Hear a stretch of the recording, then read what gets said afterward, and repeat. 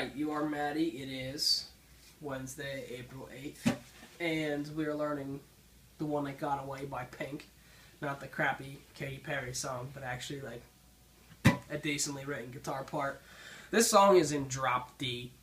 So what we're going to do, the only note that changes is this low E string here. We want that to be the same pitch as our third string or our D string, just an octave lower. So what we're going to do, we're going to go from 1 to 3. I want you to be able to hear both of them while you're doing this. So we're going to slowly lower our low E string one step until it sounds like that. If you accidentally go too far, it's alright. You can still bring it back up.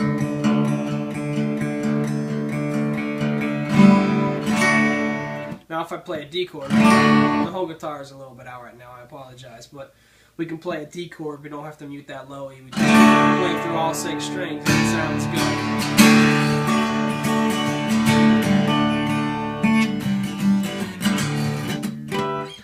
So, this particular song,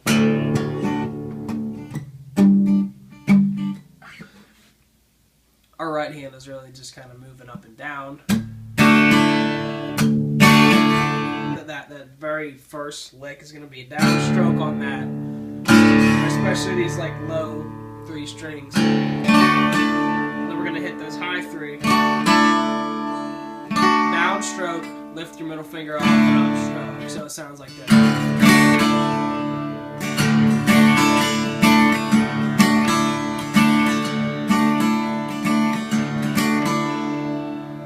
Then that middle finger that we took off is going to get planted 2nd string, 3rd fret on that C. And to replace that na-da sound, we're actually going to use our pointer finger now.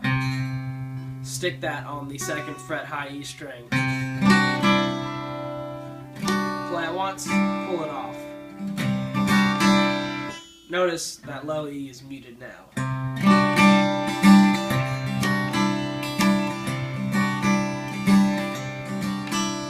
The whole thing together so far?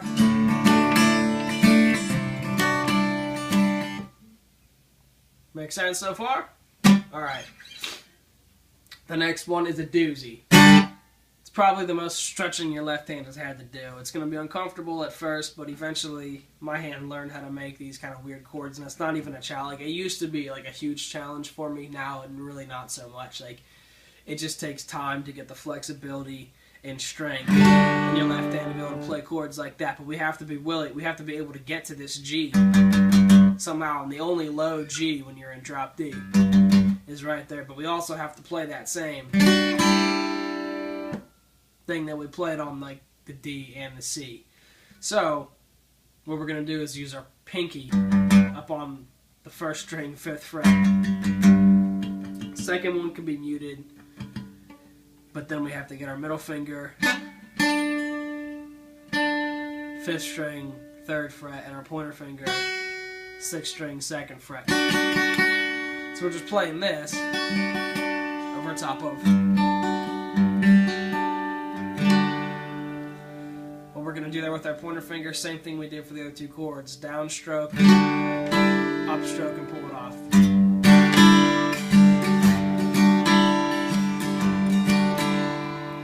But what happens there,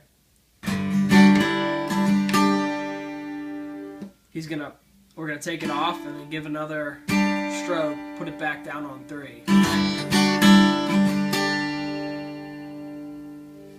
From that point, what's gonna happen is a series of hammer-ons and like little pick things where it's gonna sound like that,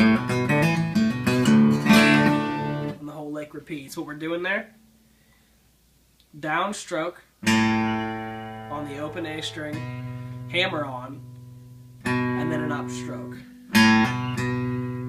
I'll do it slower. Only 2 picks, the first and the last.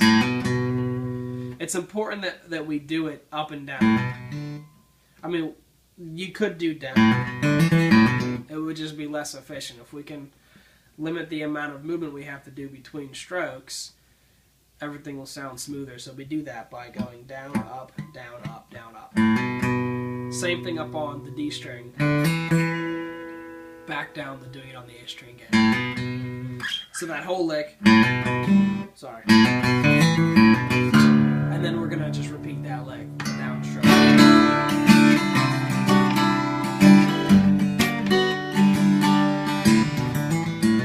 Screwed up that time.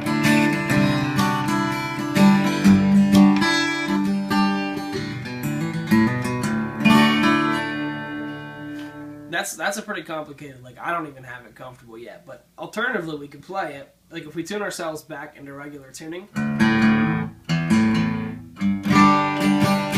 We're back in standard now.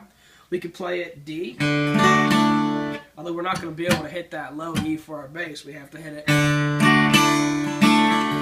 on that third string. Does that make sense? If I play, or it sounds goofy, so D, same sheet C chord.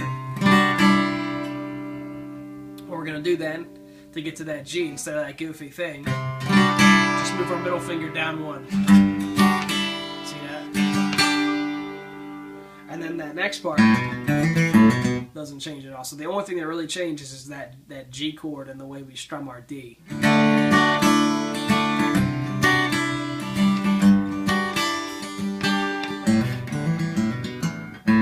I'm still used to going down into that drop D, but cool.